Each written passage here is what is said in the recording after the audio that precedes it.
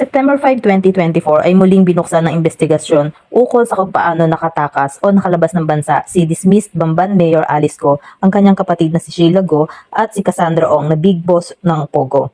At itong Committee on Justice and Human Rights ay pinangunahan ni Senator Risa Hontiveros, Senator Francis Tolentino, Senator Joel Villanueva, Senator Win Gatchalian at ni Senator JV Ejercito.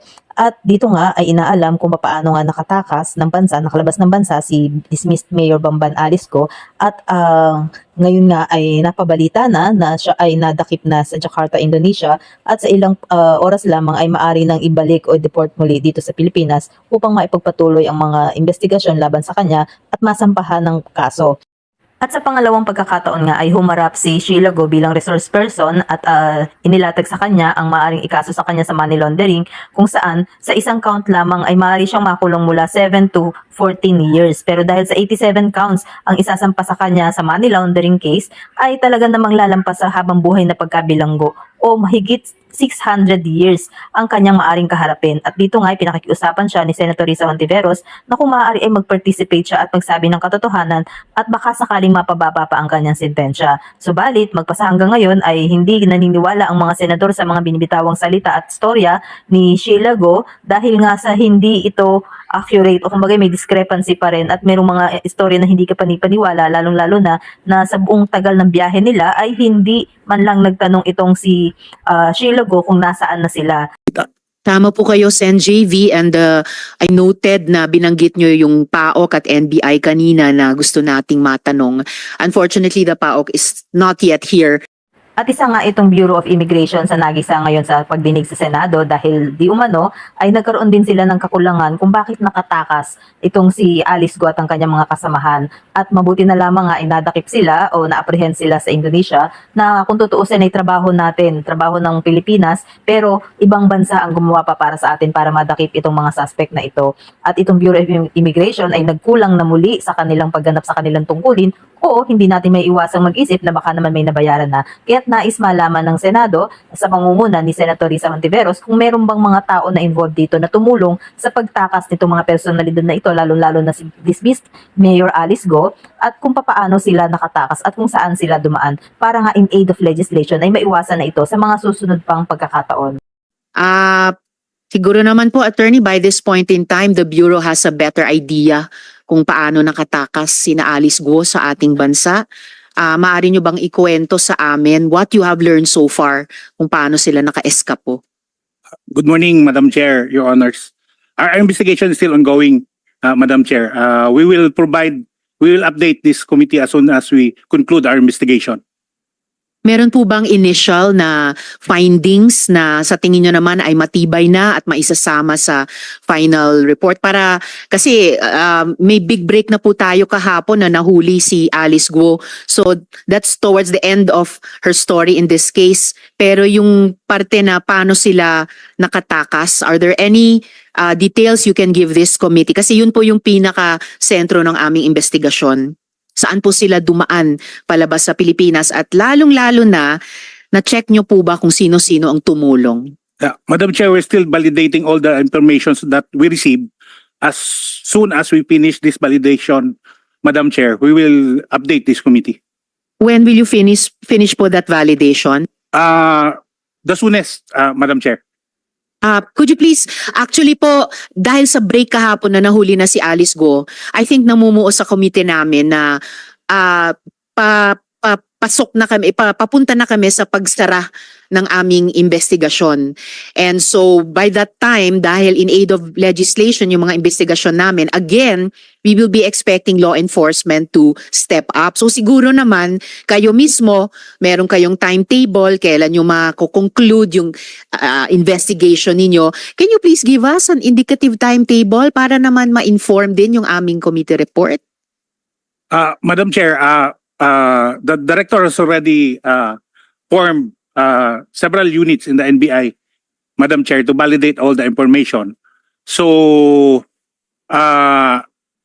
today I will ask our director if there's already an update of all the units, Madam Chair, and then we will inform this committee, Madam Chair. So si Director Santiago nagbuo ng several units. Ano-anong mga units yon? The intelligence service of the NBI and the investigation service and the regional operations, Madam Chair. Nandito ba yung head ng Intelligence Service Unit? Madam Chair, I think all of them are in the budget hearing at the House. Pati yung head ng Investigation Unit nasa budget hearing sa House? Yes, Madam Chair. How about yung heads ng Regional Unit? They're in the budget hearing, Madam Chair.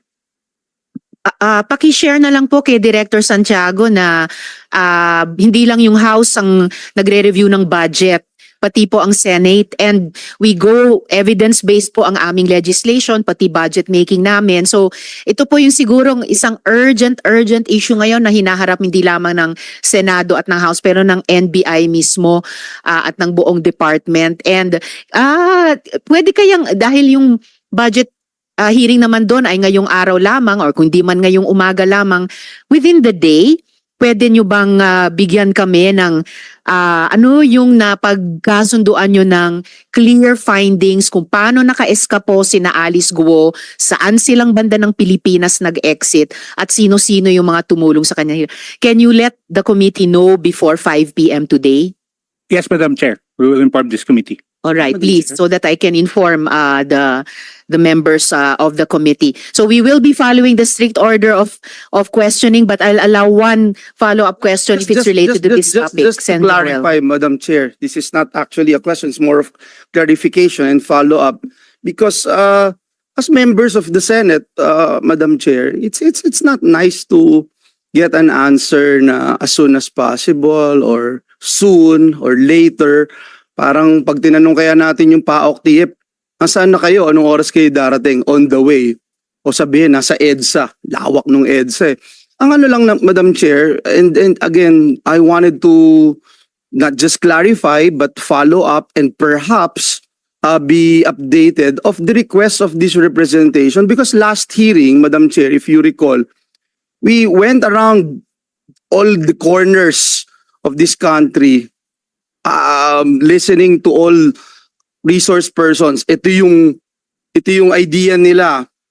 Ito yung hypothesis nila. Paano nakatakas, paano nakawala. And then we ask, Madam Chair, how they develop their hypothesis, how they develop their ideas, their position on how to verify information, etc. Paano nila na-develop? Because this is legislation eh. This is in aid of legislation. So we wanted to find out, one, did anyone among all the agencies we asked questions last hearing submitted their the request of this representation, Madam Chair? Because this will also help our committee, our proceedings here in the Senate, para alam din ho natin kung bakit ganyan katagal. Because really, this is unacceptable. Even initial findings, even tayo nga, Madam Chair, dito sa Senate, alam natin lahat ng mga senador, something happens in this country or anyone, even outside this country, meron kagad tayo na initial thoughts. Ano ba yung, ano natin as legislator, what do we do about it? Ano yung gusto nating magawa, ano yung gusto nating malamang mga information. Ganon din po dapat sila, ready na dapat ito, Madam Chair. So, again, I'm just following up, Madam Chair, because this representation asked for it last hearing and I didn't get anything as of now, Madam Chair. Thank you. Salamat, Sen. Joel. And the chair confirms yung sinabi ng good senator. We are checking now with the COMSEC kung merong kahit isa o ilan sa mga ahensya na tinanungan ko last time anong teorya nyo, no? Anong hypothesis ninyo, to use the word of Sen. Joel, na kung paano nakatakas sina Alice Guo. And I expect that the COMSEC will tell us na may sinubmit na, hindi yung left hanging lamang from then until today.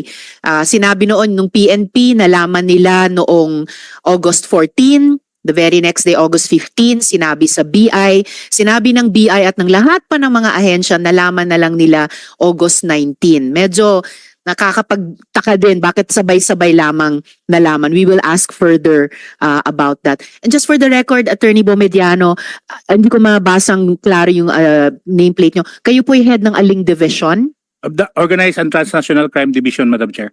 Okay, Organized and Transnational Crime Division, exactly the division na dapat on top of this investigation sa mga krimen ni na Alice Guo.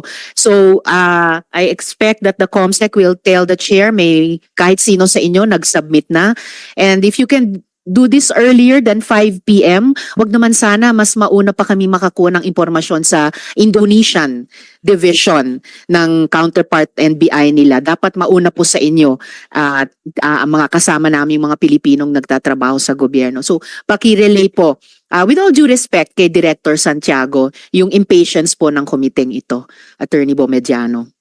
Yes, Madam Chair. Salamat, Attorney. Comsec, you can, thank you, Sen Joel. Comsec, you can update me anytime. Okay, we will just wait para makapasok si Miss Sheila Guo bago itanong ang AMLC. Okay, Miss Sheila, magandang umaga sa iyo or magandang tanghali. Magtatanong na po ako sa AMLAC. Sino pong nandito para sa AMLAC?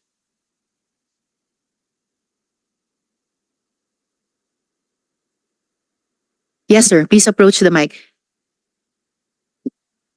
Namumukhaan ko po kayo. Nakapag-oath kayo last hearing, ano po? Yes, sir. What's your name again, sir? Yes, Attorney Arpon. So, please take your seat and then lalagyan na lang po kayo ng nameplate ulit. So, Attorney, last Friday, kayo po, the Anti-Money Laundering Council, the NBI, and the PAOK, jointly filed several counts of money laundering. No? Pilipino ko na rin para ganap ding mapakinggan ni Miss Sheila yung sagot nyo. This is importante itong tanong at yung sagot ng AMLAC sa inyo rin, Miss Sheila. So nung Biyernes, kayo po sa AMLAC, ang NBI at saka ang PAOK, jointly po kayo naghain ng several counts ng money laundering laban kay Alice Guo, kilala din bilang Guo Huaping, kasama si Sheila Guo at iba pang mga individual. Ano po yung pwedeng parusa kay Sheila Guo sa mga kasong ito? Magandang umaga po, Your Honor. Well, under the Anti-Money Laundering Act, the Commission of Money Laundering carries with it the penalty of imprisonment. Ganong katagal po yun?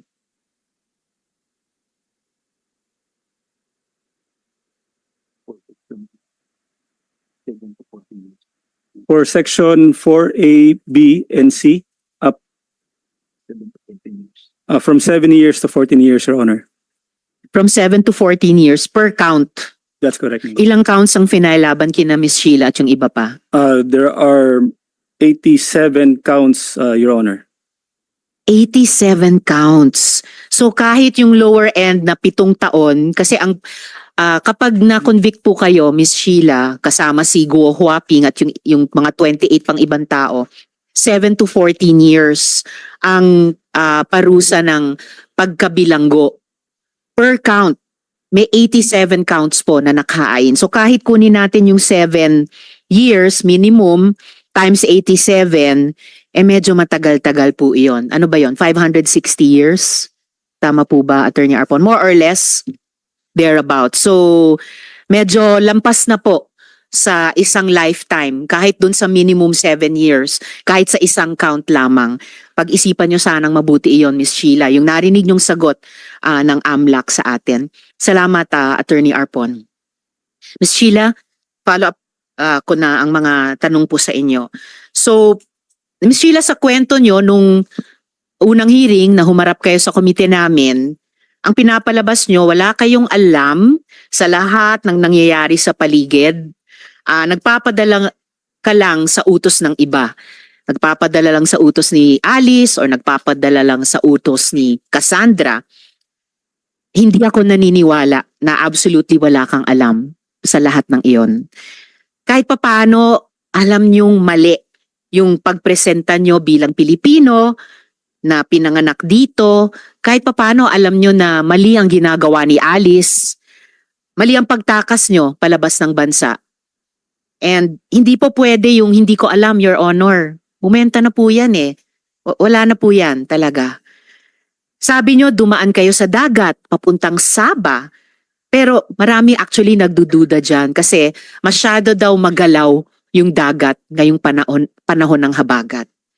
Masyadong malakas yung alon sa dagat mula rito hanggang Sabah, kung totoo na dun kayo unang pumunta at may duda ako dyan. At ngayon, naaresto na nga si Alice, and sa totoo lang, Miss Sheila, pwede kanyang ilaglag.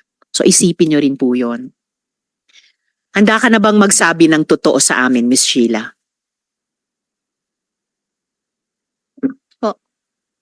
Opo. Handa kang magsabi ng totoo. Okay, dahil oo ang sagot mo, sagutin nyo ang aming mga tanong na panay totoo lang. Walang pagsisinungaling. So sa totoo lang, ang dami ng butas ng original na kwento mo sa amin. Dumating sa farm sa Bamban, tapos pagkatapos ng dinner, nagbiyahe sa van ng may 4 na oras hanggang hating gabi. Tapos sumakay ng small white boat ng 5 oras. Tapos lumipat ng big boat at nagbiyahe ng 3 hanggang 5 araw. Tapos napadpad sa Siembenna. Sa English ay Semporna. Yung Semporna na yan nasa Sabah, Malaysia. Kung talagang sa Semporna kayo pumunta. Ang hirap paniwalaan actually na 3 kayo, ni na Alice, bilyones ang pera ninyo, nga? Pinaghahanap ng buong bansang Pilipinas, i-expose nyo ang sarili nyo sa ganyang delikadong biyahe sa dagat. Kaya, bibigyan kita ulit ng pagkakataon, magsabi ng totoo. Kino-confirm mo pa rin ba yung komplikadong rutang iyon na kwento mo sa amin nung unang hearing? Or sasabihin mo, aaminin mo na kwento-kwento lang yan? At sasabihin mo ba sa amin ano yung totoong paraan na lumabas kayo sa bansa? At huwag niyong kalimutan, Miss Sheila, itatanong na rin namin ito kay Alice sa Lunes. Opo. Totoo po. Totoo lahat ng kwento mo sa amin Opo. noon? Sabihin mo na dito sa amin dahil pwede ka talaga mahuli kung nagsisinungaling ka pa rin. Anong sinakyan niyo nung bumaba kayo mula sa van? Ano po? Galing sa Bamban, sumakay kayo ng van ng ilang oras hanggang hating gabi pagkatapos ng hapunan. Pagbaba nyo sa van, saan kayo sumakay? Sa isang pier. Sa Isang pier ata. Matidim kasi gabi na po. sa isang pier. Saang pier kayo sumakay? At hindi ako maniniwala na hindi nyo maalala yung basic details nito. Hindi ko talaga alam yung lugar Saang po. pier yan? Sa Jumalig ba yan? Sa Quezon? Sa Hindi ko- Batangas ba? hindi Sa ko alam Zambales kung tulad saan ng po eh. tinatanong ni Sen JV? Sa Palawan? Saan? Ang alam ko kasi pagpuntang dumaan kami sa Manitawag ng toll gate papunta Skyway. Dumaan kayo saan? Sa toll gate na Manitawag. Balintawak? Pagpuntang Skyway. Papuntang Pasig Skyway. Tapos, Diretso na yun. Hindi ko alam kung saan na yun. Yung So, lugar na yan. southbound. Siguro, Mula hindi ko Tarlac, sure. dumaan Hindi kayo ko sa sure. Bulacan. So, pa-south. So, papuntang Batangas, Southern Luzon. Hindi ko alam kung saan o saan. Basta alam ko, Akit Skyway. So, pero malamang, kung galing ng Tarlac, dumaan ng Bulacan, pababa. Hindi naman magto-trouble bumaba ng Bulacan, U-turn, pa-norte na naman. So, pa-south kayo. Hindi ko alam. Hindi, alam na namin yon. Yung buong fishing, yung malaking fishing boat, sabi mo 4 na araw ang biyahe nyo doon. Na mahirap paniwalaan sa panahong maalon ngayon. Oh. Tapos yung baba nyo, sabi mo, sa Chinese ay Siembenna. Do you still swear that under oath, Miss Sheila? Ano po? Nanunumpa ka pa rin ba na pagkatapos ng ilang araw ng biyahe sa dagat na sinasabi mo, sa Siembenna kayo bumaba? Pagdating, bago sa Siembenna, may isunto sabi ng isang small na maliit ng ng pool. Mhm. Bago lating sa Siembenna. Okay, so pero na ini-insist nyo pa rin sa Siembenna kayo bumaba eventually. Sabi West, tanong kasi pagdating doon, tanong ko kay Wesley kung saan tayo. Mm. Sabi niya Siembenna. Okay. Maaari mo bang i-describe sa amin yung itsura ng Siembenna na yan? Hindi ko masyado kasi beach yata yun. Beach, palang beach na may buhangin. Siyempre naman, beach, so may buhangin. Oo. Ano pa? Yun lang po kasi umaga na ata kami nating doon. Umaga. So may Walang- araw na. Ano pang Ah, nakita mong detalye ng walang- beach sa Siemben na? May tao pero hindi ka ano. May kaunting Walang turista ata yung tao na yun. Naalala mo ba kung natatakan yung passport mo? Kwento mo nga kung natatakan yung passport mo doon sa Siemben na. Natatakan ba nung pagdating nyo kaagad doon? Hindi po. Hindi natatakan or natatakan pero hindi kaagad? Hindi siya paano ba? Hindi siya natatakan. Hindi siya natatakot. Okay. Diretso kami sa Malaysia, ba yan Sempen na? Yung? Hindi ko pa alam eh. Ay, nako. Kasi Malaysia pagdating, talaga yon. Pero eto, Miss Sheila, so sinabi mo hindi natatakan yung passport mo. Hindi mo naalala yung pinakita ko nung nakaraang hearing. Ito yung passport mo. May tatak o tatak kuno. hindi Diyan ko sa alam Sabah. hindi ko alam po kasi saan galing kasi ang alam ko yung babae ang bahala dyan. Yung babaeng bahala dyan. Pero ito, pinapakita ko sa inyo. Opo. Pinakita na namin ito nung nakaraang hearing. May tatak yung passport mo, entered Sabah. Alam ko. So may tatak. Opo. Ang problema, hindi nagmamatch ang stamp sa totoong dapat na stamp kung Sabah talaga ang baba ninyo. According to these stamps, July 18 or basa ng iba July 19 kayo pumasok sa Malaysia, pero via Kuala Lumpur. Kasi yung ganyang klaseng stamp daw ay itatatak lang sa passport kung galing ng KL. Ha? At July 19 ka lang pumasok sa Sabah. Ayon sa stamp na yan. Mm. Sa makatuwid, nauna ka dapat sa Kuala Lumpur kaysa sa Sabah. Pero ang kwento mo noon hanggang ngayon, mula Pilipinas, galing sa Sabah. Dumaan muna ba kayo sa Kuala Lumpur bago sa Sabah? Walang lumpo po. Miss Sheila naman, Malaysia din. Oh, Malaysia. Kasi pagdating kami sa Sempen na, Mm. may ano pa, biyahe pa kami. Mm. Biyahe kami tapos dalating sa isang lugar, Mm. Malaysia na yan. Nakainan alaw kasi kami doon. Mhm. Bago tayo dun sa mga pinuntahan nyo pagkatapos ng Sabah, kung talagang pumunta kayo sa Sabah, kasi pati dyan sa stamp na yan may duda eh. Oh. Sheila, sasabihin ko sa inyo yung napag-alaman namin galing sa mga kaibigan naming napagtanungan sa Sabah mismo kung saan kuno stinamp itong stamp sa passport nyo. Sila ay galing sa Democratic Action Party, sister party ng Akbayan Party sa Malaysia at wala silang dahilan magsinungaling tulad ng duda namin sa sinasabi mo. Ayon sa kanila, wala kayong legal entry sa Sabah. Pati yung stamp sa passport na nag-i-indicate na dumating kayo sa Sabah, fake daw yung stamp na yan. Kinumpara nila sa totoong stamp na dapat tinatatak sa Sabah. Pero ang nakukumpirma nila, ito credible information na ng aming komite, subcommittee, tumating kayo sa Kuala Lumpur noong July 18. Kaya ang gusto kong malaman, paano kayo nakapasok, Sheila, sa Siemben na, kung totoo ito, at paano naman kayo dumating sa Kuala Lumpur? Yung tatag lang yung passport na hindi ko alam. Basta, pagdating kami sa Sempen na, may biyahe kami sa isang lugar. Bago yun. Bago yon, Miss Sheila. Bago yung pagkatapos ng Siemben na. Wala. Bago ng Siemben na, kung ayaw mo talagang sabihin na dumaan kayo sa Kuala Lumpur, Wala po. dumaan ba kayo sa Bali, Indonesia, bago itong Siemben na? Bago Yun na itong hindi ko Sabah? po alam. Basta yun na ang yung biyahe ko. Hindi mo rin alam kung dumaan kayo ng Bali, Indonesia. Wala. Hindi kami Wala. O, ganito. Kasi panay kwentong barko ang pinag-uusapan natin. Sumakay ba kayo ng eroplano? Hindi po. Ever? Sa buong biyahe ninyo? Hindi po. Mula Pilipinas hanggang Malaysia, hanggang Wala Singapore, hanggang Singapore Indonesia. Singapore ang mayroong eroplano. Malaysia to Singapore. Malaysia to Singapore. O, buti na lang inamin mo na nag-eroplano kayo mula Malaysia, Singapore dahil imposible talagang hindi kayo sumakay ng eroplano Opo. kasi ang stamp ng passport mo entry stamp to Kuala Lumpur via Kuala Lumpur International Airport. Naalala mo bang dumaan kayo sa isang Malaysian airport bago Meron. sa Sabah? Meron. Malaysian airport. Bago sa Bago Siemben na. wala po eh. Wala rin. Oo.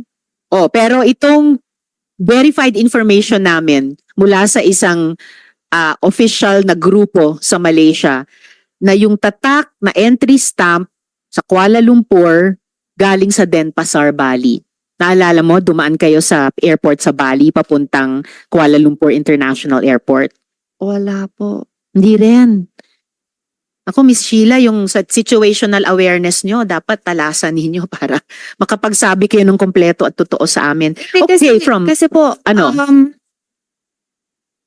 Simpe na to basta isang Malaysia, hindi ko alam kung yung Sabah na sabi nyo o ano, Yung syempre na mismo ay Sabah. Sabah. Di, pagdating yan sa Sabah na yan, may sakay kami aeroplano pupunta sa Malaysia, yung Kalumpo na sabi nyo. Yun ba yun? Kuala Lumpur. Yung palang Metro Manila sa Pilipinas.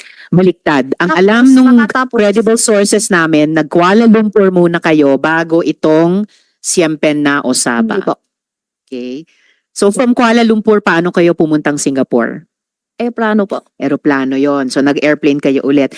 In total, sa biyahe nyo mula Pilipinas hanggang nung nahuli kayo ni Cassandra Leong sa Indonesia, ilang beses kayo sumakay ng aeroplano? Sabah to dalawa? Dalawa. Sabah hanggang Singapore Hindi. or Malaysia Sabah- hanggang Singapore. Sabah, Malaysia at Singapore dalawa beses po. So Sabah papunta sa ibang lugar sa Malaysia, tapos Tapos Singapore, tapos Malaysia to Singapore. dalawa beses po. 2 beses nag-aeroplano. Kasama nyo pa ba si Alice papuntang Singapore mula sa Kuala Lumpur? Opo. Kasama nyo pa. So, eto pa isang gumugulo sa isip ko, Miss Sheila, ha? Ayon sa mga contacts namin sa Malaysia, kayo at si Wesley ay umalis sa Kuala Lumpur noong July 21, 2024. Bali malinaw na July 18 to July 21, nandun kayo sa Malaysia, legally, gamit itong Philippine passport nyo. Pero si Alice ay dumating sa Kuala Lumpur, or at least dumating yung passport ni Alice sa Kuala Lumpur, pero wala siyang exit record. Di tulad nyo, alam namin kung paano umalis ng Malaysia papuntang Singapore. So, alam din namin na si Alice ginamit ang Philippine passport niya sa Batam, Indonesia, kung saan kayo nahuli ni Cassandra. Alam din namin na hindi nire-renew ni Alice o ni Go Huaping yung kanyang Chinese passport. So ang tanong din namin, na hindi ko itatanong sa iyo, pero o baka itanong ko rin sa iyo, paanong wala siyang record sa Malaysia? Alam mo ba? Hindi po. Kasi sama naman kami. Next question. Sabi nyo, pabalik kayo sana sa Singapore from Batam. Kaya lang nahuli na kayo sa Batam. Opo. So bago Batam, Indonesia, nasa Singapore na kayo. Nasa Singapore na kayo, ba't pa kayo nag-Indonesia? Kasi sabi ni Wesley, Mm. gusto daw siya pa siya sa iba lugar. Mhm. Hindi Yun, pa ba kaya- sapat yung pasyal sa Kaya wala na siya Singapore? sa Indonesia. Mhm. Oh, sabi ni Sen Joel last time, ang gustong pagpasyalan ni Wesley ay sa Singapore. Sinabi mo last Okay, Sa- one related sa- question from Sen Joel. I just wanted to put on record, Madam Chair, I don't even need to ask questions because I will wait for my turn. It's just that last hearing, Madam Chair, Miss Sheila Go made mention about it. I distinctly remember it. I'm sure the committee secretariat would bail me out.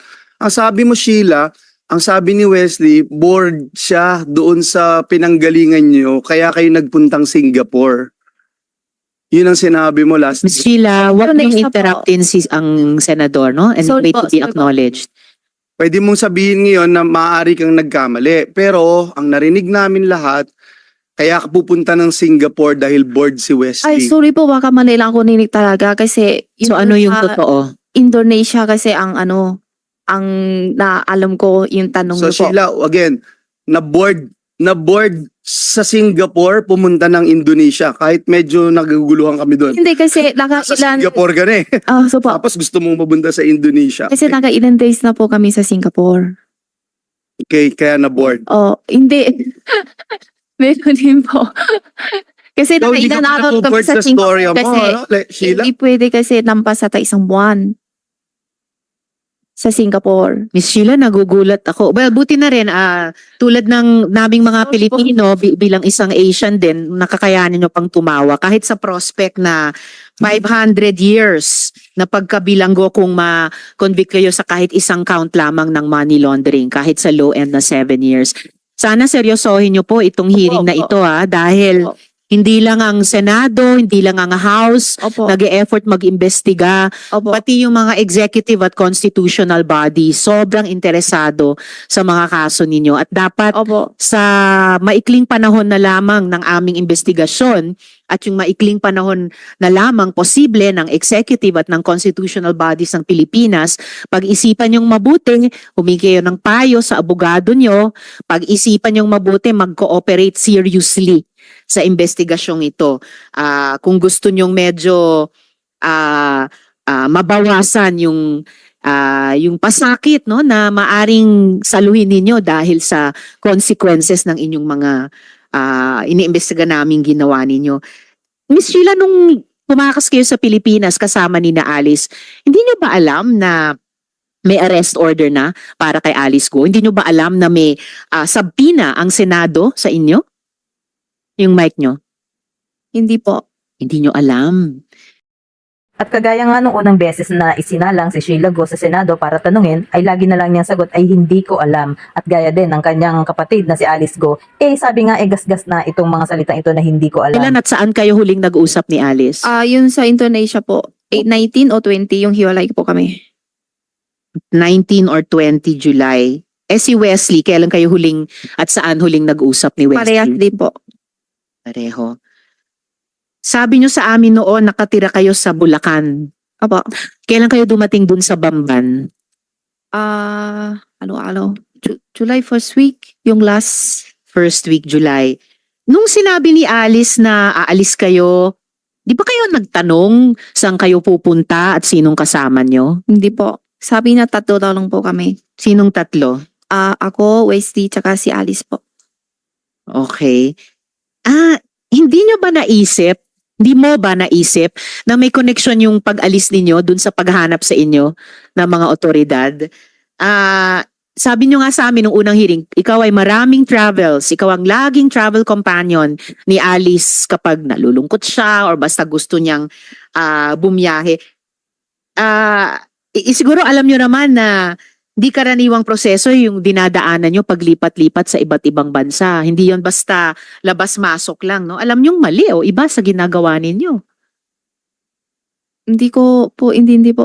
Hindi ka ba nagtataka na parang basta labas-masok na lang kayo sa iba't ibang mga bansa? Una, ganun kadali lang kayo nakaalis sa Pilipinas kahit pinaghahanap kayo ng otoridad. Tapos, papasok kayo sa ibang bansa, lalabas sa ibang bansa, ang dali-dali lang. Hindi ka ba nagtaka? I'm sure, yung mga dating biyahe nyo, dumaan kayo sa tamang proseso. O kahit ba sa mga dating biyahe, labas-masok lang sa parang ordinaryong pinto ng bahay. Hindi po, kasi tama, labas po. Di mo ba naisip na parang ang weird, walang kahirap-hirap, ang dali-dali lang umalis sa Pilipinas kahit pinaghahanap kayo ng mga otoridad? Hindi ko po alam, inahalap po eh. Okay, ngayon, humihingi kami ng dagdag na impormasyon sa iyo, Sheila. Po. Sino-sino ang mga tumulong sa inyo makarating mula dito sa Pilipinas hanggang sa Batam, Indonesia? Sa totoo lang At po. meron ba kayong naalalang police escort? Or kung hindi police, mukhang escort or nakabihis police? Kung hindi man nakabihis police, mukhang bodyguard o escort? O di kaya mukhang militar? Sa totoo lang po, hindi ko po alam. Wala ba kayong napansing kasama ninyo mula dito sa Pilipinas hanggang Indonesia kung saan kayo nahuli ni Cassandra? Na may ibang kasuotan na mukhang uniforme or mukhang security, mukhang bodyguard na nag-escort Wala sa po. inyo? Wala po. Nakarating ka na ba sa Sual, Pangasinan? Hindi pa po. Di pa. Pero sabi mo nung nakarang hearing, alam mo na hindi Pangasinan yung isang pinuntahan nyo. So, alam mo yung Pangasinan. Alam po. Saan ka na nakarating sa Pangasinan? Hindi ko alam kung sa Lagupan nata o Dagupan. parang Lagupan ng ano niya. May iba pa bang bayan ng Pangasinan kayo napuntahan na? Lagupan lang po ata. Ilang bayan sa Pangasinan ang napuntahan nyo na? Yun lang ang punta. Tsaka yung yung farm namin doon, hindi ko alam anong lugar po. Saan yung farm nyo sa Pangasinan? Hindi ko alam anong lugar. Basta alam ko lang Pangasinan. Sa Suwal ba yung farm nyo sa Pangasinan? Palang hindi po ito pangalan. Hindi. Baka malaman natin in the next, may 2 slides akong ipapakita. Sheila, anong alam nyo sa Alicel Aqua Farm? Wala po. Okay, may ipapakita ako. DTI record ng Alicel Aqua Farm. Ikaw ang nakaregister dito na owner. Sheila, paalala ha, under oath pa rin kayo. Ha? Sa iyo ba itong Alicel Aqua Farm? Hindi ko po alam. Miss Sheila, ito po ay dokumento ng Department of Trade and Industry certifying na ang Alicel Aqua Farm sa Barangay Baciden sa Suwal, Pangasinan ay nakaregister. Nakaregister sa inyo, issued sa inyo ang certificate, Sheila Leal Guo. Nakikita ko yung paan nyo, medyo ninenervyos kayo. Magre-relax po kayo kung magsabi kayo ng totoo sa amin. May alam ba kayo dito sa Alicel Aqua Hindi ko po Farm? talaga alam po. Paano hindi nyo alam to pero kayong nakarehistro dito sa in-issue ng DTI na Certificate of Business Name Registration? Baka ginamit ng ang pangalan ko po. Ginamit ang pangalan mo. Naku po, posible bang lumalabas talaga dito sa dokumentong ito? Pamilyar kayo sa Pangasinan kasi may business kayo dito ayon sa DTI mismo. O baka, o kaya ginamit yung pangalan ko na pang business lang po. Na hindi ko alam. So, alam nyo itong business na ito? Itong Alicel Aqua Farm? Hindi ko po alam. Pero alam nyo na ginamit yung pangalan nyo sa business na ito? Siguro. Siguro. Siguro or alam nyo na ginamit ang pangalan nyo sa Siguro. business na ito? Siguro kasi hindi ko... Siguro. Ay, nako. Kilala nyo ba si Mayor Dong Kalugay? Si Mayor Dong kilala po. Kilala nyo. Paano nyo siya nakilala? Kinain kami sa isang restaurant. Nagkita kayo sa isang restaurant. Kailan yon? Hindi ko matandaan kasi ilang taon na po eh. Ilang taon na? Ilang taon na mula nung nagkita kayo sa restaurant? Before pandemic ata. Before pandemic. So bandang 2019. Siguro. Mga 5 years ago. Siguro po. Anong okasyon bakit kayo nagkita sa restaurant nung bandang 2019? Sumama lang ako kay Alice po. Sumama kay Alice. So, si Alice ang may kilala kay Mayor Kalugay. Opo. Then, pinakilala kayo ni Alice kay Mayor Kalugay. Opo. Okay. Anong okasyon nun? Ano po? Anong okasyon kung bakit kayo sinama ni Alice sa restaurant at pinakilala kay Mayor Kalugay? Ako po. Sumusunod lang ako. Parang malalim talaga yung links nyo sa sumasama. Suwal. Sumasama lang ako sa kanya. Sumasama. May isa pa akong ipapakitang dokumento. May ganitong ID kayo. Pwede nyo bang ipaliwanag to? Hindi lang DTI Certificate of Business Name na nakarehistro sa inyo.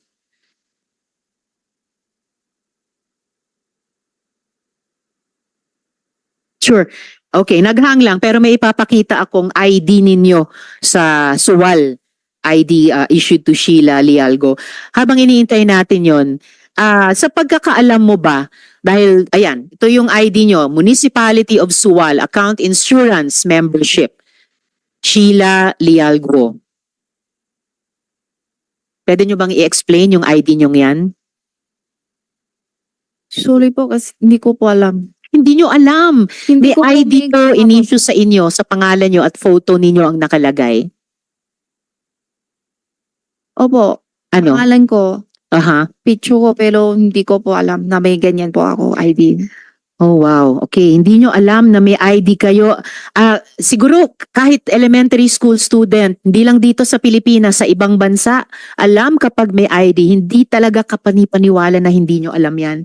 Sa pagkaalam nyo, Miss Sheila, dahil sinama kayo ni Alice sa restaurant nung bandang 2019, ipinakilala kayo ni Mayor Dong Kalugay, may relasyon ba sina Mayor Kalugay at si Alice?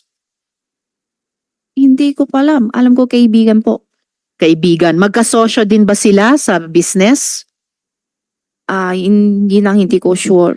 Hindi nyo sure. Sige, hindi kayo sure. So ano sa palagay mo? Kung magkasosyo ba sila sa business?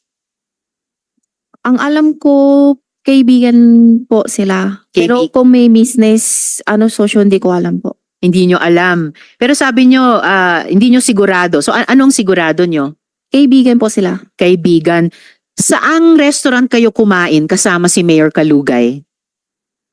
Sa Pangasinan, Oo nga, sa Pangasinan, sa Suwal. Anong pangalan ng restaurant? hindi ko alam kung ano saan lugar. Basta isang Filipino food na restaurant. Filipino food restaurant. Opo.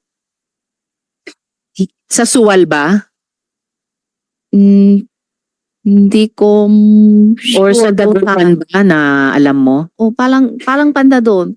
Kasi Bandang basta Dagupan. ang alam ko, Dagupan nata ang narinig ko, pero hindi ko sure kung yun ba yun. Dagupan, pero hindi mo pa rin sure. Miss Sheila, binibigyan kita ng isa pang pagkakataon at this point in time, ha?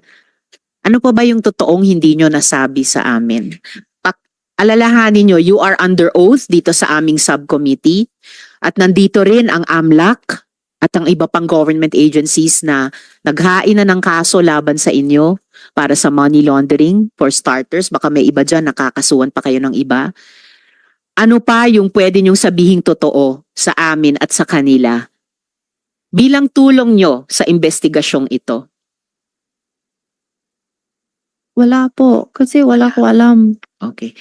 Well, hindi po ako naniniwalang wala na kayong alam bukod sa sinabi nyo na sa akin. And I really regret na hindi kayo mas makatotohanan at mas helpful sa committee ito.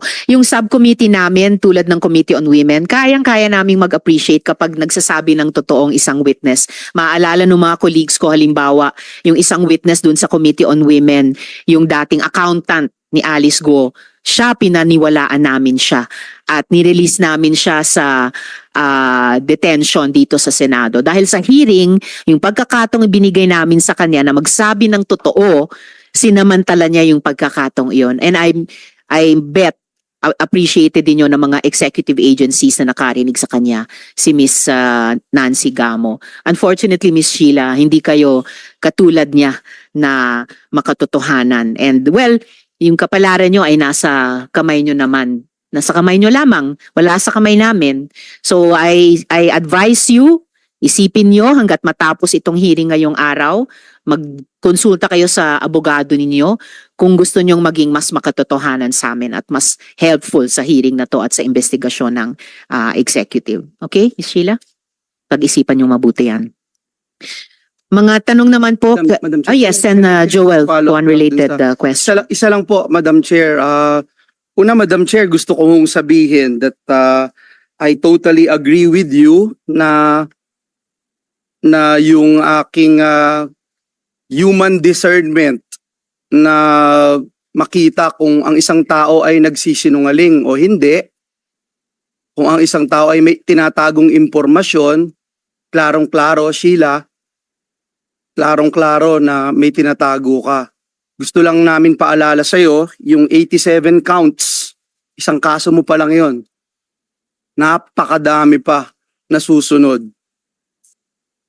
Gusto ka naming tulungan kung magsasabi ka ng totoo. Gusto ka naming tulungan. Sana nakikita mo ko ngayon, as I look at you, eye to eye, gusto ka naming tulungan kung magsasabi ka ng totoo. Hindi ka sa amin nagsasabi ng totoo. Bakit? Babanggitin ko sa iyo isa-isa ha.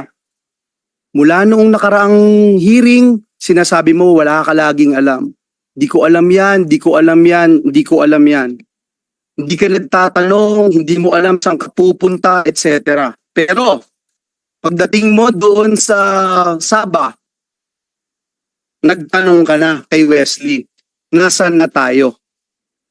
Okay? Nagtanong ka. Pero, Sheila, kami ba mapapaniwala mo? Mapapaniwala mo kami na 5 oras bumiyahe ka sa van, hindi ka nagtatanong? Sumakay ka sa small boat ng ilang oras ulit, 5 oras, hindi ka nagtatanong. Dun sa big boat na ilang araw kang nandun, hindi ka pa rin nagtatanong. Sumakay ka ulit ng small boat, hindi ka pa rin nagtatanong. Tapos sasabihin mo sa amin, pagdating mo dun sa Saba, after so many days of traveling, dun ka palang magtatanong. Gusto mo maniwala kami sa'yo? Pangalawa, binanggit mo kanina doon sa sa Pangasinan, farm namin. Exact words mo, farm namin, Madam Chair. Yun ang sinabi mo, farm namin. Pero wala kang masabi kung anong farm. Yung pinakita sa iyo ni Madam Chair, sasabihin mo, wala ka lang alam. Bakit? Kasi yun ang most convenient na pwede mong sabihin, wala akong alam. Pero Sheila, 2019, Madam Chair, natatandaan niya yung Filipino food na kinain nila bago magkaroon ng pandemya. Natatandaan niya lahat. Eh Sheila, may amnesia ka ba? Madam Chair, hindi ako naniniwala, Sheila, hindi mo kami po pwedeng bulahin na sasabihin mo wala ka talagang alam lahat. At lagi mo sasabihin si Alice ang nagdidesisyon sa'yo. Uulitin ko yung sinabi ni Madam Chair na kung pinapayagan mong gamitin ang iyong pangalan, kung sasabihin mo hindi mo alam pero involved ka sa mga criminal activities, madidiing kang husto. Ngayon, nasasabi mo, kilala mo si Mayor Kalugay. Pero noong last time na sinabi namin, meron ka bang kakilala mga politiko na tingin mo pwedeng tumulong sa inyo? Wala ang sagot mo, hindi mo alam. Pero ngayon may binanggit kang mayor. So isa lang ang itatanong ko, Sheila. Isa lang. Sino pa yung mga tumulong sa iyo na nasa gobyerno? Ito man ay staff ng isang ahensya ng pamahalaan, politiko man ito, mayor ba to, congressman o kung saan man, sino man, sabihin mo sa amin dahil hindi kami naniniwala sa istorya na binebenta mo sa amin, hindi namin bibilhin yung mga sinasabi mo at lalo kang madidiin at sisiguraduhin ko sa'yo, Sheila, pag hindi ka nagsabi ng katotohanan, sisiguraduhin namin sa'yo ng buong Senado na mapaparusahan kang husto. Mapaparusahan kang husto. So muli, tatanungin namin, sino yung kakilala mo? Kung hindi mo man kakilala, alam mong may tumutulong, alam mo na merong umaalalay sa inyo ni Alice para makalabas ng bansang Pilipinas. Sheila. Hindi ko po talaga alam. Ang ano lang kasi ang kakilala ko lang yung kaibigan po ni Alice na yung sabi niyo na maging police o kaya palang puliti, yun lang po si Mayor Dong. Sa Mayor, Yun lang po. Mayor Dong Kalugay. O yun lang po ata. Sa police, sino ang mga kaibigan ni Mayor Alice? Hindi ko po alam. Mhm. Correct. Chair, I'm Yes, and I'm Joel. just so disappointed, Madam Chair, na ayaw pa rin magsabi ng katotohanan ni Miss Alice, bagamat Sheila. Miss Sheila, bagamat hindi ko alam, Sheila, kung mahal mo pa yung sarili mo, magtira ka ng pagmamahal sa sarili mo, you owe it to yourself na magsabi ng katotohanan. Hindi ka makakalabas ng Pilipinas ng ganun lang. Kahit nakapatid mo pa si Alice Go. Hindi ka makakalabas ng ganun lang, hindi ka wala sa mga otoridad sa Pilipinas ng ganun lang. Nasasabihin mong wala kang alam o walang tumutulong sa iyo. Hindi paniniwalaan yun, Alice. Salamat, Sen Joel. Salamat. So Miss Sheila, isipin mo lahat ng sinasabi namin sa inyo habang tumatakbo pa itong hearing na ito.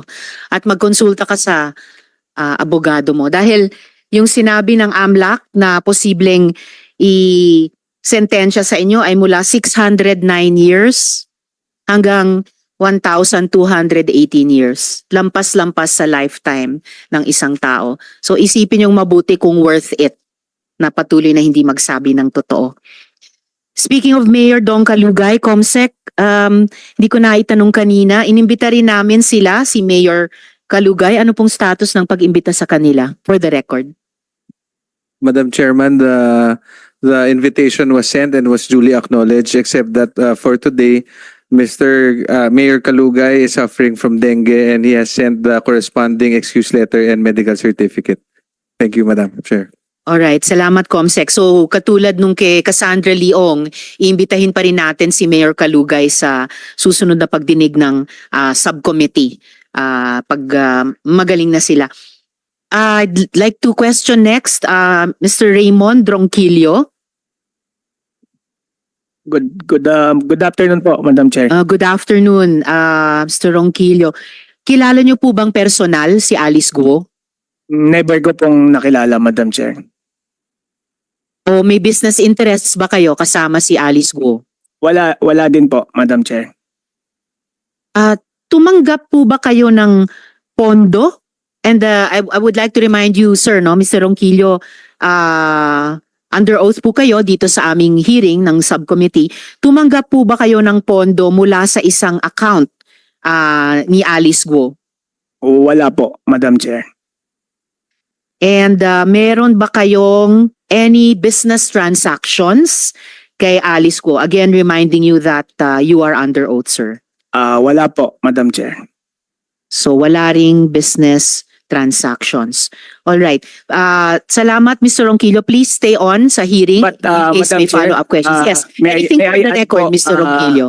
Miss Alice Guo po went to Emon Pulo. I don't know po kung business transaction po yan. She went March 2023 po.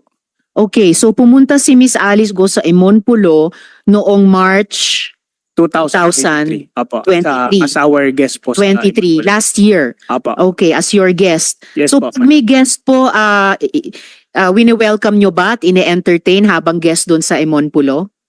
Wini-welcome po as our guest po sa Emon Pulo po. Okay, so na-meet nyo na si Hindi- Alice Guo. Hindi ko po siya na-meet pero yung mga staff ko po doon po sa resort na-meet po siya.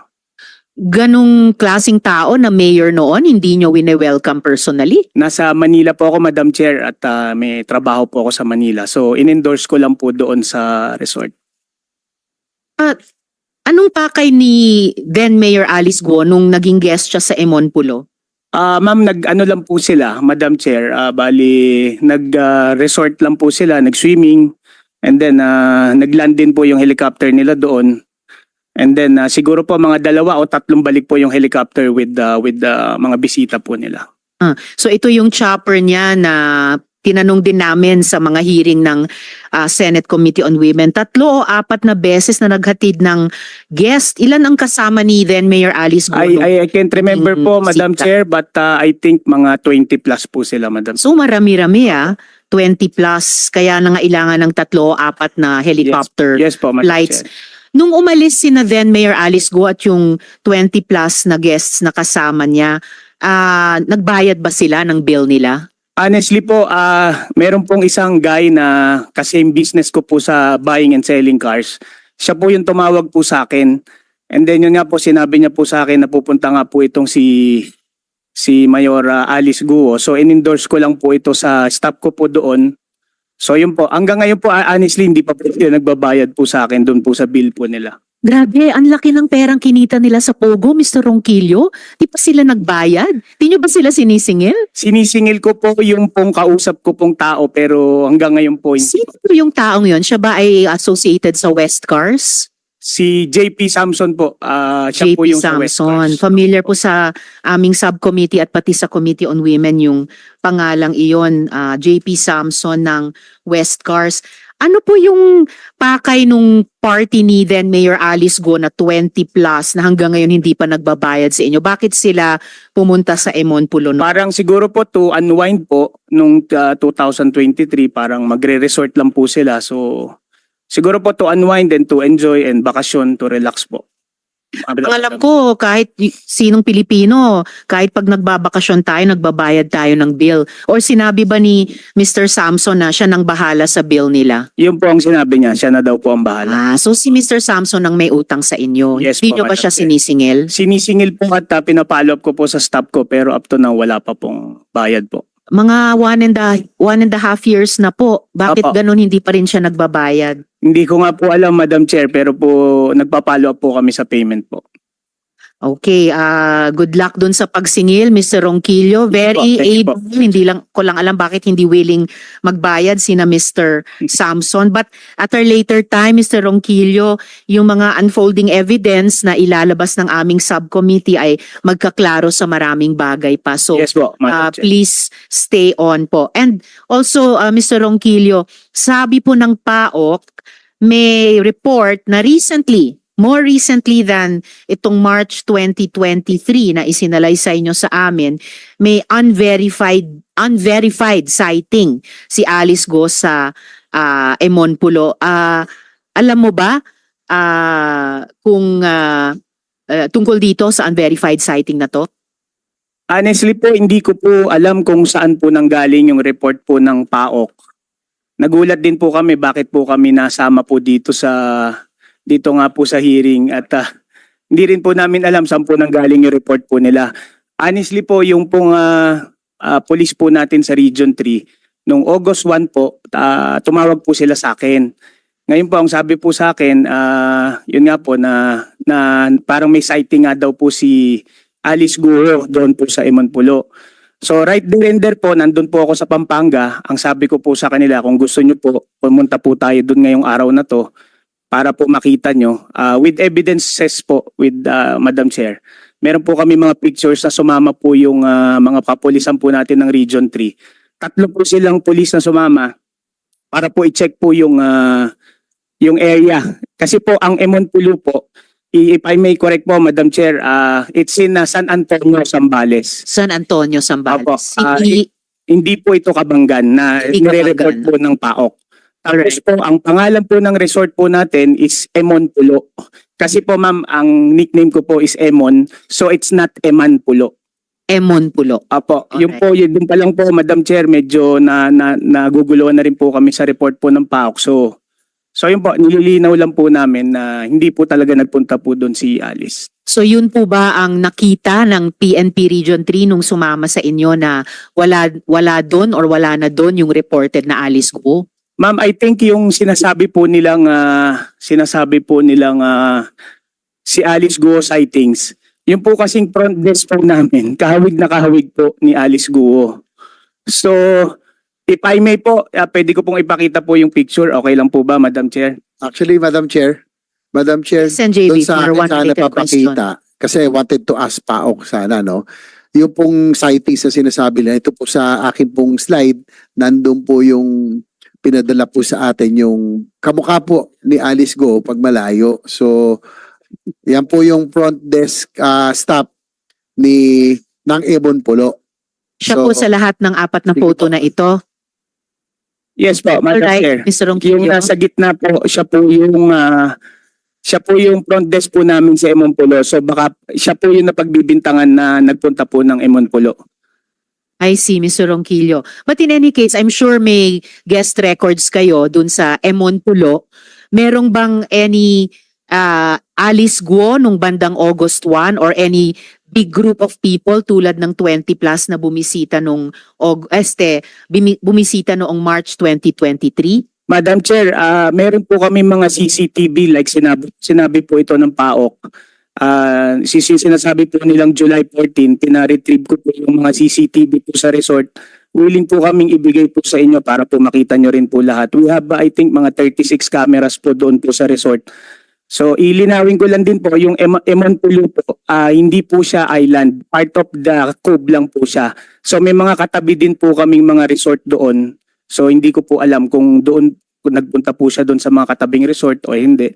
Pero- May kwento ba sa mga kapitbahay na resort na may Alice Guo o Alice Guo group na naging guest nila bandang August 1? Wala naman po, Madam Chair, pero po yun nga po yung sightings, yun po ang inaano. But I want to be clear din po, yun nga po sa report po ng PAOK na honestly po medyo nasisira po yung pangalan po ng aming resort dahil sinabi nga po 1.5 hour po silang late na hindi po nila inabutan po si Alice Guo.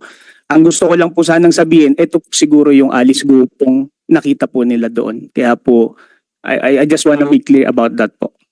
Okay, noted, Mr. Ronquillo. Pero yun na nga, dun sa kahit mga kapitbahay nyong resorts, merong bang kwentuhan ng mga kapitbahay na resorts na merong grupo or merong mukhang Alice Guo na nag-guest kahit sa kanila nung bandang August 1? Wala naman po akong narinig, Madam Chair, tungkol po dyan sa mga ganyang kwento-kwentuhan po.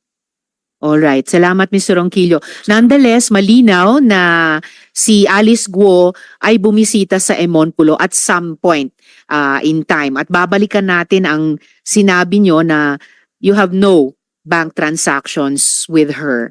Yes po, madam. Yung sagot po ninyo ay on record, under oath. And in the future, babalikan po natin Sige yung po, tanong na Madam yun. Chair. Salamat, Sige po. Mr. Ronquillo. Wala ngayon si Mayor Kalugay. So, dako na po tayo, at least for the chair, dun sa ating mga government agencies, no? Bago ko ibuksan yung questioning simula kay Sen JV. So, andito po ang BI. Sa daloy ng investigasyon ng Senado, magpas hanggang ngayon ay hindi pa rin makapagbigay ng konkretong impormasyon ng Bureau of Immigration kung paano nakalabas ng bansa si Alice Go at ang kanyang mga kasamahan. Although nagkaroon na ng pre-assumption ng mga senador kagaya ni JV Ejercito na maaring nakalabas ito sa pamamagitan ng mga private plane o private choppers. Mr. Manahan, kayo po ay tumatayong ano po sa BI? Chief of the Intelligence Division, Madam Chairperson. Okay, good. Chief ng Intel Division. Okay, so Chief Manahan, sinabi po ni Sheila Go nung nakaraang hearing at inulit niya ngayon, and I hope iniisip niya ito, sinabi niya na tumawid sila mula sa Pilipinas at unang-una nasa Sabah, Malaysia. Anong BI division o section ang in charge dun sa mga taong tumatawid ng borders ng Pilipinas by sea? Madam Chairperson, sa international airports po, it's the IPE. Sa mga border crossings po, it's the Immigration Regulation Division po. Sorry, yung una ay pag by air, anong binanggit yung ITC? IPEE po. IPE. International Ports of Entry and Exits. Okay, and then May isang division po, it's the Immigration Regulation Division in charge of subports and border crossing stations, Madam Chairperson. Immigration Regulations Division. Sino po ang head nun ngayon? Si Mr. Rogelio Guevara po, Madam Chair. Rogelio Guevero. Andito ba si Mr. Guevero ngayon? Yes po, Madam Chair. He's also here. All right, Mr. Guevero, you are here, sir. Salamat po. Para kung may mga tanong kami sa inyo mamaya, maitanong ko. Sir, sorry, I cannot see you. Okay, salamat sir sa inyong presensya. All right, so Chief Manahan. So ang in charge kung lalabas sa Pilipinas by sea ay itong IPEE, tama? At yung Immigration Regulation Division, tama po ba? Pareho? Madam Chairperson, sa international airports, Yes. aircrafts, Yes. it's the IPEE. Okay. Sa border crossing stations, it's the Immigration Regulation Division, Okay. pero meron din pong bay service Ano pangalan? section under the Immigration Regulation Division. In Anong charge, service po? bay service section Bay Service in Section. charge of the sea vessels. Okay. Ito rin po ba yung Seaport Operations Section or mas yung Bay Service Section? It's the same, Madam. One and the same. Sino po ang head nitong Bay Service Section or Seaports Operations Section? From what I understand, Madam Chair, it's Mr. Decampong. Mr. Decampong. Decampong. Andito po ba si Mr. Decampong? Yes, Madam Chairperson. Andito rin sila. Sir, saan po si Mr. Decampong? Nasa holding room po. Nasa holding room sila. Okay. Sir, kayo po si Mr. Decampong? Salamat, sir. So, at Chief Manahan, ang head po nung division or section in charge sa mga taong tatawid ng borders ng Pilipinas by sea ay si Mr. Decampong. Hindi si Mr. Guevero. Or si Mr. Guevero ba?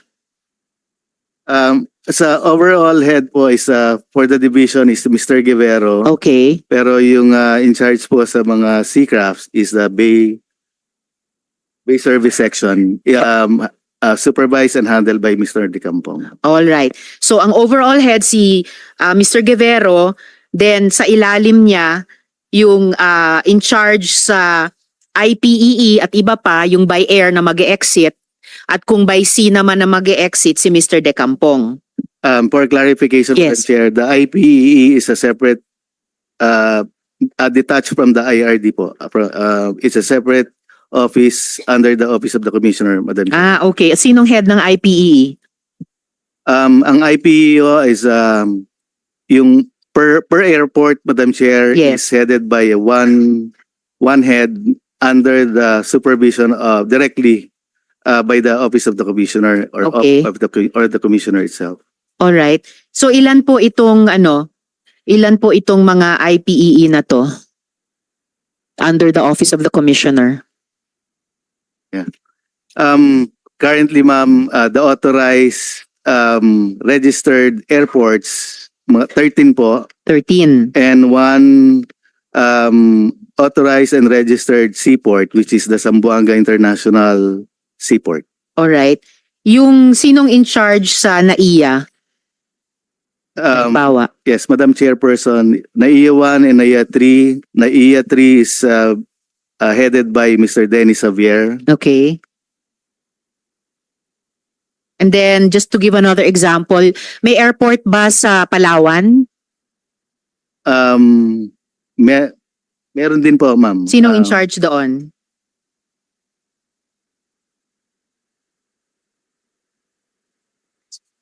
Before you answer, Mr. Manahan, I'd like to acknowledge the presence of Majority Leader Sen. Francis. Salamat po sa inyong pagdalo. Yes, Madam Chairperson, the head of Palawan International Airport is Marilu Lepon. Lepon? Yes, Madam. Lepon. Yes, Madam Chair. All right. Okay, ngayon, kung totoo yung kwento ni Miss Sheila na by sea sila tumakas ni Alice Go, ano po yung ginawa ng BI sana para mapigilan yung pag-alis nila? Because the Bureau was certainly not unaware na pinaghahanap sila. In fact, si Miss Sheila inilagay nyo nga sa ILBO, yung Immigration Lookout Bulletin Order. So aside from issuing that order, ano pa po ang ginawa ng BI para masiguro na they would stay in the country at haharap sa warrant ng Senado?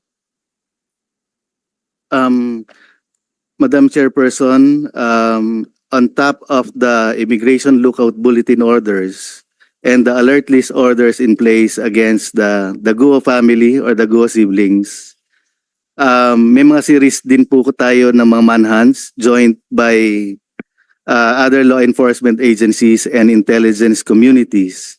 In fact, last July 19, magkakasama po kami ng other law enforcement agencies and intelligence and units of the AFP sa La Union. Pero too sad, Madam Chair, wala pong presence of any of the Guo siblings, particularly Alice Guo. There was another manhunt operation conducted last August 4 sa Zambales, pero it was only a semblance of Alice Guo sa Zambales Resort. So Yung Emonpulo na pinag-uusapan natin kanina. yes, Madam Chairperson, we were able, my agents were able to talk to the lady caretaker, Nakausap nila yung front desk officer ng Emonpulo. and based on the report, it's really a semblance of Alice Guo. Mhm. But no Alice Guo was found on the site. Or natanong ba ng agents nyo yung mga kapitbahay na resort kung merong Alice Guo and party na nandun sa kanila around that time? Actually, Madam Chair, yung hawak po namin is only a mission order. So it's a target specific, so we didn't bother to check or ask other neighboring houses or establishments, Madam All Chair. right, Mr. Manahan. Before I proceed, one related question from the minority leader. Take advantage ko lang, Madam Chair, thank you, kasi we are fast tracking your immigration bill. Okay, an instruction ng presidente. And this is the minority cooperating, okay, with the president. So, maganda po yung sinasabi ninyo, yung mga kilos ninyo. Pero ang tanong ko sa inyo, sir, sumali kayo sa manhunt operations sa Guo siblings, but currently on paper, what is their nationality? Mr. Manahan. Yes. Yes. Um, As far as you know, currently, on paper, ano sila? currently, Your Honor, it seems that they are Filipinos. Correct. because On they paper, have- Filipinos pa, di ba? Inactionan pa. What is the business now of immigration in joining manhunt for Filipinos? Madam, Your Honor, we during the first part of the hearings, we submitted a paper from the commissioner to the committee, a Chinese name, Go Haping, to unmask the Chinese identity name of Alice Guo. With that name, may basis na po ang Bureau of Immigration to serve a mission order against Alice Guo for misrepresentation and for assuming as a fake Filipino, Mr. Chair, Your Honor. Okay, so sa mata ninyo, you were looking for a anong pangalan niya? Go Haping. Go Go Haping. Okay, that is the foreigner that you were looking for. Yes, Your Honor. Okay, not the Alice Go. Alice Go on paper, Pilipino eh. And natandaan nyo kasi nga ako, the Philippines is also a member of international treaties that we do not set aside lightly citizenship because we do not promote statelessness eh. We do not just simply say na you're not a Filipino, we believe you're not a Filipino. So, ito pong ating experience itong kilos ng Bureau of Immigration. I'm taking note of it because we are really working on your updated immigration law. Doon lang ako nag-aalala kasi baka yung in the manhunt operations, although sinabi mo, ginastify mo because you're looking for a foreigner named Guo Haping. Okay, and you are not looking for the Filipinos na Guo. Kasi nag-alala na ako kasi yung manpower natin baka nasasayang natin. Kaya wala tayong manpower ngayon dito sa ating mga ports. That's why we have also to look at the rationalization of the use of your time and your manpower. But thank you for the inputs and thank you, Madam Chair, for the time. Thank you. Salamat, Minority Leader. And in fact, Mr. Manahan, hindi naman po manhunts ang tinatanong ko.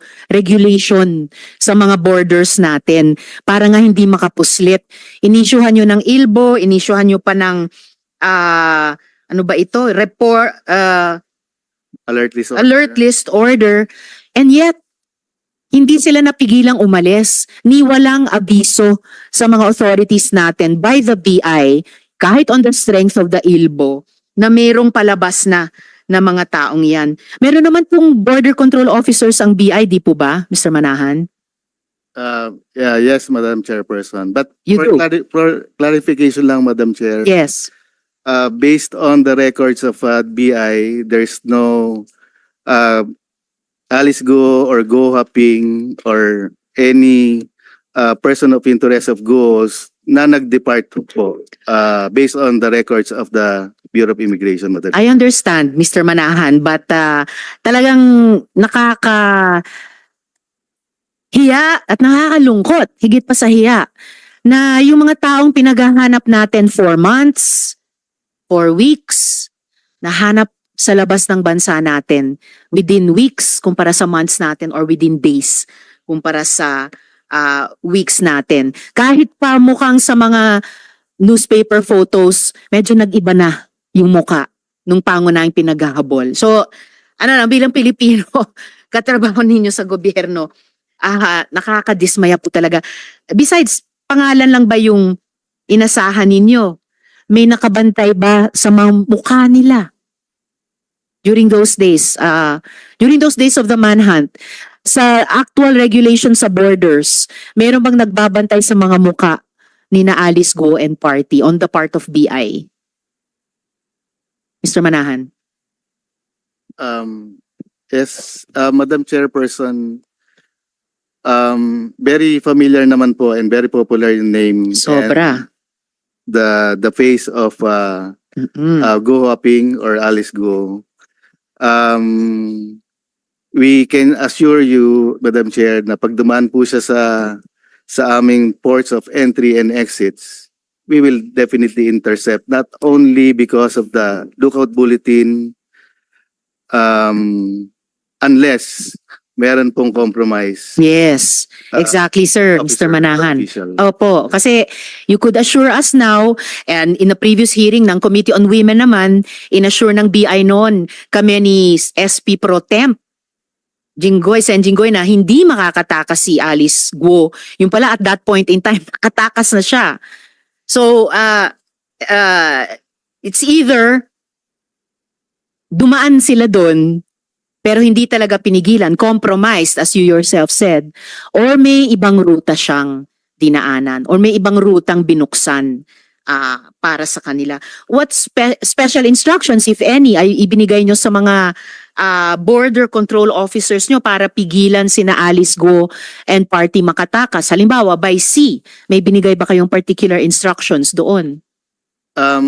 Madam Chair, per guidance po ng aming commissioner, from the time na nag-hearing naman ho dito, continuous po ang kanyang reminder sa all ports of entry and exits and seaports. Sa Intelligence Division din naman ho, discreetly, actively coordinating po kami sa other law enforcement agencies, participating sa mga activities and manhunts. Well, in fact, Madam Chair, yung successful recovery po ni Cassandra Ong and Sheila Guo, it was mainly and purely an initiative of the BI Commissioner. Mhm. A letter signed by him August 19, I think, and sent to the Commissioner of the Indonesia, Mhm. manifesting the Bureau of Immigration request and intent to take the custody of the two once they will be able to locate the whereabouts. It's good to hear that, Successfully Mr. Manahan. Right po. It's good to hear that. Kung kahit na nakatakas na sila sa atin, nakapaghabol ang BI in coordination with the Commissioner of Indonesia. Meron akong And itatanong. Madam Chair, Yes, Mr. Manahan. yung Indonesia at that time, wala po silang holdings because of the active Philippine passports not canceled. So ang kailangan lang po nila is a one document coming from the Philippines, which is the BI Commissioner was able to send it directly to the Indonesian Commissioner, Bureau of Immigration Commissioner of Indonesia. So with that document, nagkaroon po sila ng holdings and instantly issued a removal order turning over the two to the Bureau of Immigration po. Well, that's good, sir. Pero ang tagal na rin po ng August 19. And yung binanggit nyo kaninang coordination among the law enforcement agencies, malamang yun yung isang importanteng tutumbukin naming recommendation sa committee report ng aming subcommittee which is chaired, the committee, mother committee is chaired by Sen Coco Pimentel. Dahil bakit parang up to a certain point in time compartmentalized kayo? Nakapag-coordinate ang BI sa Commissioner ng Indonesia pero parang hindi namin maramdaman na nagkaroon ng maaga at effective na coordination among our Philippine law enforcement agencies. May some kind of compartmentalization ba na nangyari? Baka yung isang magiging rekomendasyon namin ay at a certain threshold na kumikilos na hindi isa, hindi dalawa, kundi lahat ng tatlong separate and co-equal branches of government.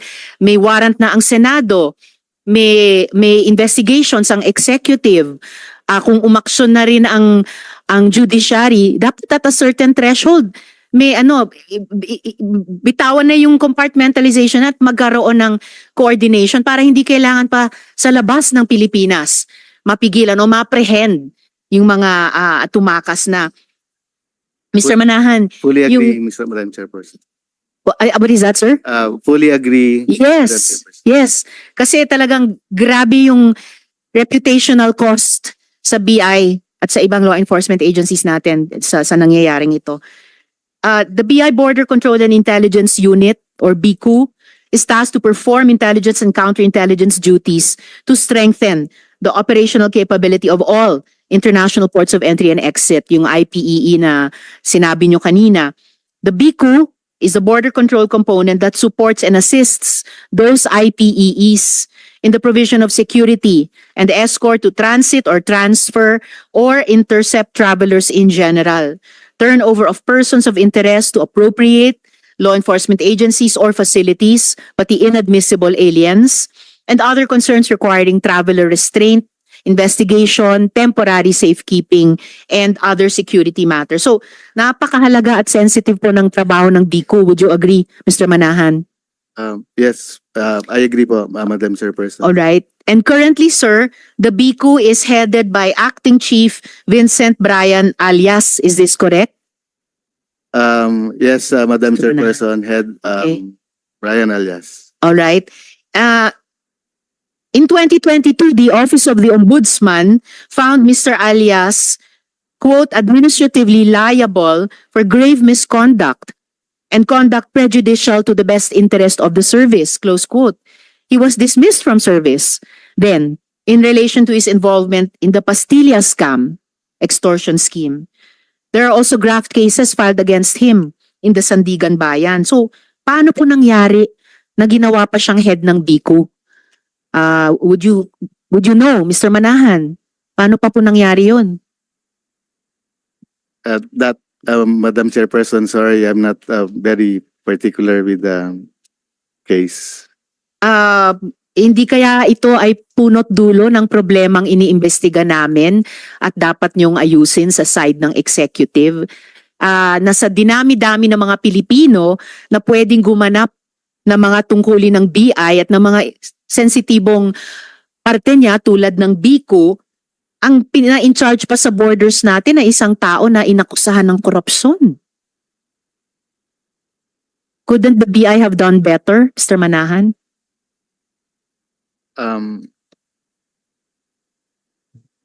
If you have an opinion on that, Mr. Manahan. Yes, well, Madam Chair, so far when that since the time that based on my observation, Madam Chair, since the time that Mr. Alias assumed his post and designation, it seems that he is performing well. Well, sir, with all due respect, hindi ko naman tinatanong yung current performance nila. Pero yung track record nila sa BI mismo, in particular in relation sa Pastilla scam, na inimbestigahan din namin sa Committee on Women kaugnay ng POGO, na bakit yung isang may ganong record pa at ongoing cases ay siya sa 20 million Filipinos, siya pa ang inilagay in charge sa pagbantay sa borders natin. Is that a best practice sa BI, sir? It depends on the order and of the commissioner, Madam Chair. Well, fair enough. Dapat naman maitatanong ko sana ito kay Commissioner Tansinko, pero unfortunately for you, sir, kayo ang resource person ng BI, but these are very, very strange and actually unacceptable situations, lalo na sa konteksto ng iniimbestiga natin sa ngayon. May internal investigation po ba ang BI sa posibleng korupsyon kaugnay ng pagtakas ni na Alice Guo? Yes, Madam Chairperson. Meron pa rin ho kami ginagawang backtracking in the same way as the Senate is trying to establish where and when nakaalis po si Go Haping, aka Alice Guo. So, Madam Chairperson, hopefully within the day, baka makabalik ko siya today, Go Haping, aka Alice Guo, may be endorsed to the Senate and be also as a respondent. Sir, bukod sa where and when siya nakatakas, dun sa backtracking nyo, iniimbestiga nyo rin ba kung may mga tauhan o opisyal ng BI na posibleng may krimeng korupsyon o tumanggap ng bayad para patakasin si Alice Guo? Madam Chairperson, kino-consider din po yan at rest assured na if there will be any personnel involvement from BI, administrative and criminal sanctions will be in place, Madam Chair. The subcommittee will fully expect that, Mr. Manahan. May amount ba kayong iniimbestiga na nalaman ninyo na involved sa pagpapatakas kay Alice Guo? Meron din po, Madam Chair. Pero Ano po yun? still under investigation. Still under investigation. More or less katulad nung nababasa namin sa media. Yes po, Madam Chairperson. Alright, salamat po, Mr. Manahan. Andito po ba ang kaap? Yes, Madam Chair. Attorney Buenaventura, Yes, if I read this correctly. Sir, na-review na po ba ng kaap yung passenger manifest ng mga eroplano na lumipad? Kanina panay barko pinag-uusapan. Pero yung mga lumipad mula sa Pilipinas mula July 1 hanggang July 18? Madam Chair, yes ma'am. Our Director General has instructed our Air Transport Service to do a backtrack of all the flight manifests going back to May po. And so far po, based on their findings, wala pong any record po of any flight plan and manifest containing the names listed, Madam Chair. Okay, pero kung peke yung pangalan ng ginamit, may paraan ba ang kaap i-verify yung totoong identity ng mga pasahero? Usually po ma'am, ang nasa amin po is yung filing po ng flight plan, and sa flight plan po, ang requirement po nun is yung clearance po from CIQ and the NBI, and nandun po yung mga pangalan. So dumadating po sa amin na clear na po ng NBI and ng PNP and ng CIQ yung names. So what we have is really just the flight plan containing the manifest and the name. So wala din po kaming way ma-ensure po kung yung mga pangalan na po yun are the actual persons boarding the aircraft po. I'll get back to that. Pero mag-interject muna ng isang tanong si Yes, Sen. thank you, Madam Chair. Attorney, can we request from CAAP yung pong mga flights coming in and out, yung mga papuntang, kasi nagsasabit naman ng flight plan yan eh. No, kung naggumamit man sila Alice ko ng alias at nakalusot sila, but they submit a flight plan bago sila makalipad. Tama ho, di ba? Yes, Yung pong yes, mga yes. papunta ng Sabah or Kota Kinabalu or any in those islands in Malaysia, siguro po in those dates, no, na siguro kung mabigyan yung records of the flights coming from Bonggao, Tawi-Tawi and other airports na pwede hong pagmulan ng any flights going to Kota Kinabalu. Kasi yung mga Madam Chair, yung mga private planes, yung mga King Air, kayang-kaya po yan eh, no? Abot na abot po yan, kahit turboprop lang, abot na abot po nila. Napakalapit po kasi ng Sabah sa Bonggao at sa Zamboanga. So, can CAAP submit a list? Kasi po, I agree with you, Madam Chair. Ako rin po even the DOJ Secretary himself said that nahirap paniwalaan yung pong istorya na naglayag po sila ganitong panahon ng habagat, choppy waters. So there's a possibility that yung pong they may have used the back door using a private plane. Kaya nga po sayang wala po yung PAOK eh. Kasi gusto natin pagkumpara yung NBI and PAOK theories. But we would like, Madam Chair, the CAAP to submit to this committee the records of flights to and from Bonggao, from Zamboanga, yung po mga posible na pwede pumunta po ng Sabah at sa Kota Kinabalu. Thank you, Madam Chair. Salamat, Sen. JV. So, Attorney Buenaventura, please do that. Submit the requested flight plans from those points of exit in the Philippines at yung possible landing sites dun naman sa Malaysia side. Yes, Your Honor, will comply.